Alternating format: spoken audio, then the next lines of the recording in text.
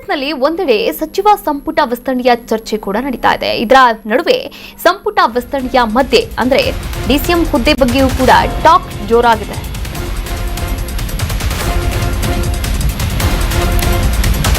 ಕಾಂಗ್ರೆಸ್ನಲ್ಲಿ ಒಂದೆಡೆ ಸಚಿವ ಸಂಪುಟ ವಿಸ್ತರಣೆಯ ಚರ್ಚೆ ನಡೀತಾ ಇದೆ. ಸಂಪುಟ ವಿಸ್ತರಣೆಯ ಮಧ್ಯೆಯೇ ಡಿಸಿಎಂ ಹುದ್ದೆ ಬಗ್ಗೆ ಟಾಕ್ ಕೂಡ ಶುರುವಾಗಿದೆ. ಮತ್ತೆ ಮುನ್ನೆಲೆಗೆ ಬಂದ ಡಿಸಿಎಂ ಹುದ್ದೆ.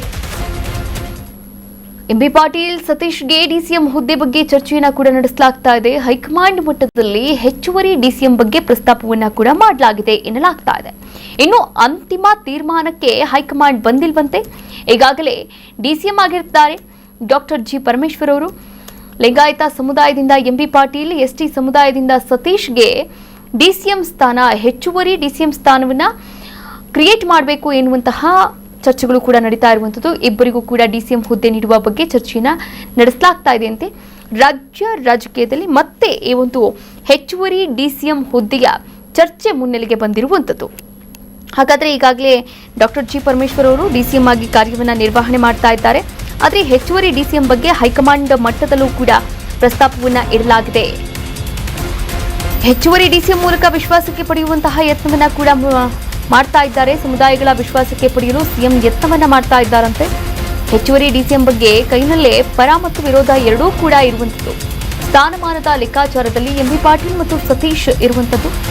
ಹೆಚ್ಚುವರಿ ಡಿಸಿಎಂ ಮೂಲಕ ಸಾಮೂಹಿಕ ನಾಯಕತ್ವ ಬರುತ್ತೆ. ಸಾಮೂಹಿಕ ನಾಯಕತ್ವದ ಬಗ್ಗೆ ಜಪಿಸಲು ಸಿದ್ಧತೆಯನ್ನ ಕೂಡ ಮಾಡಿಕೊಂಡಿದ್ದಾರೆ ಹೈಕಮಾಂಡ್ ನಾಯಕರೊಂದಿಗೆ ಎನ್ನುವಂತಹ ಮಾತುಗಳು ಕೂಡ ಕೇಳಿಬರ್ತಾ ಇರುವಂತದ್ದು.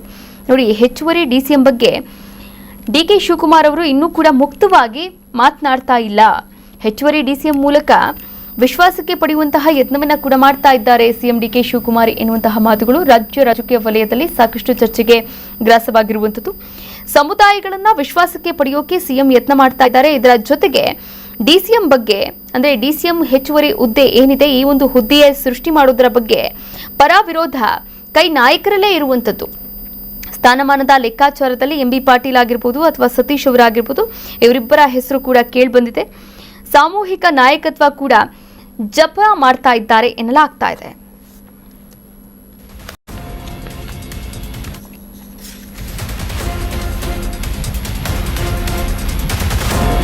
ರಾಜ್ಯ ಕಾಂಗ್ರೆಸ್ನಲ್ಲಿ ಸಚಿವ ಸಂಪುಟ ವಿಸ್ತರಣೆಯ ಸರ್ಕಸ್ ನಡೀತಾ ಇದೆ. ಮತ್ತೆ ಡೆಲ್ಲಿಗೆ ಹಾರಲಿದ್ದಾರೆ ಸಿಎಂ ಡಿಕೆ ಮತ್ತು ಸಿದ್ದು. ಶನಿವಾರ ಅಥವಾ ಭಾನುವಾರ ಇಬ್ಬರು ಕೂಡ ದೆಹಲಿಗೆ ಪ್ರಯಾಣವನ್ನ ಬೆಳೆಸಿದ್ದಾರೆ. ಡಿಸಿಎಂ ಸ್ಥಾನದ ಬಗ್ಗೆಯೂ ಕೂಡ ಅಂತಿಮ ನಿರ್ಧಾರವನ್ನ ಕೈಗೊಳ್ಳಲಾಗುತ್ತೆ. ಮುಂದಿನ ವಾರ ಎಲ್ಲದಕ್ಕೂ ಕೂಡ ಸ್ಪಷ್ಟ ಚಿತ್ರಣ ಸಿಗಲಿದೆ ಎನ್ನಲಾಗ್ತಾ ಇದೆ. ರಾಜ್ಯ ಕಾಂಗ್ರೆಸ್ನಲ್ಲಿ ಸಚಿವ ಸಂಪುಟ ವಿಸ್ತರಣೆಯ ಸರ್ಕಸ್ ಕಸರತ್ತು ಜೋರಾಗಿ ನಡೀತಾ ಇರುವಂತದ್ದು. ಇದೇ ವಿಚಾರಕ್ಕೆ ಸಂಬಂಧಪಟ್ಟಂತೆ ಬರಿಗೈಯಲ್ಲಿ ವಾಪಸ್ಸಾದಂತಹ ಡಿಕೆ ಶಿವಕುಮಾರ್, ಸಿದ್ದರಾಮಯ್ಯ ಮತ್ತೆ ಶನಿವಾರ ಅಥವಾ ಭಾನುವಾರ ಇಬ್ಬರೂ ಕೂಡ ದೆಹಲಿಗೆ ಪ್ರಯಾಣ ಬೆಳೆಸುವಂತಹ ಸಾಧ್ಯತೆ ಇದೆ ಎನ್ನಲಾಗ್ತಾ ಇದೆ.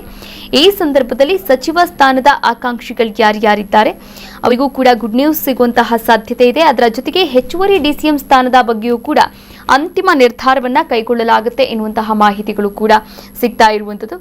ಇದೆಲ್ಲದಕ್ಕೂ ಕೂಡ ಮುಂದಿನ ವಾರ ಸ್ಪಷ್ಟವಾದಂತಹ ಉತ್ತರ ಸಿಗಲಿದೆ ಎನ್ನುವಂತಹ ಚರ್ಚೆ ಕೂಡ ಆಗ್ತಾ ಇದೆ. ಈ ಎಲ್ಲಾ ವಿಚಾರಕ್ಕೆ ಸಂಬಂಧಪಟ್ಟಂತೆ ನಮ್ಮ ಪ್ರತಿನಿಧಿ ಪೊಲಿಟಿಕಲ್ ಬ್ಯೂರೋ ಇಂದ ಅಭಿಷೇಕ್ ದೂರವಾಣಿ ಸಂಪರ್ಕದ ಮೂಲಕ ಜಾಯಿನ್ ಆಗ್ತಾ ಇದ್ದಾರೆ. ಮತ್ತಷ್ಟು ಅಪ್ಡೇಟ್ಸ್ ಕೂಡ ನೀಡ್ತಾ ಹೋಗ್ತಾರೆ. ಅಭಿಷೇಕ್, ಸಚಿವ ಸಂಪುಟ ಈ ಪುನರ್ರಚನೆ ಆಗಿರ್ಬೋದು, ವಿಸ್ತರಣೆ ಆಗಿರ್ಬೋದು, ಇದೇ ಏನು ಫೈನಲ್ ಆಗಿಲ್ಲ. ಆದರೆ ಮತ್ತೆ ಡಿಸಿಎಂ ಹೆಚ್ಚುವರಿ ಹುದ್ದೆಯನ್ನ ಕೂಡ ಮಾಡುವಂತಹ ಚರ್ಚೆಯನ್ನ ಇಟ್ಟಿದ್ದಾರೆ ವರಿಷ್ಠರ ಮುಂದೆ ಎನ್ನಲಾಗ್ತಾ ಇದೆ.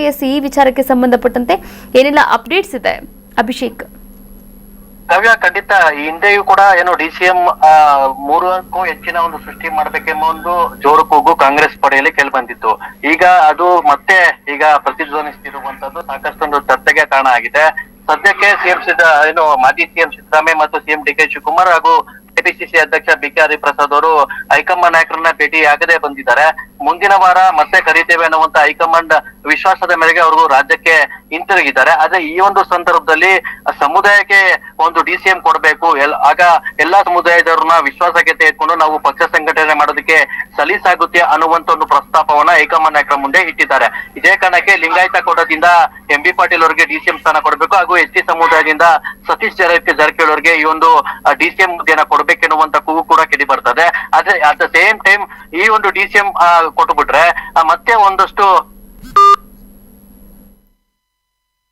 ಥ್ಯಾಂಕ್ ಯು ಅಭಿಷೇಕ್, ತಮ್ಮೆಲ್ಲ ಡೀಟೇಲ್ಸ್ಗಾಗಿ ಧನ್ಯವಾದಗಳು.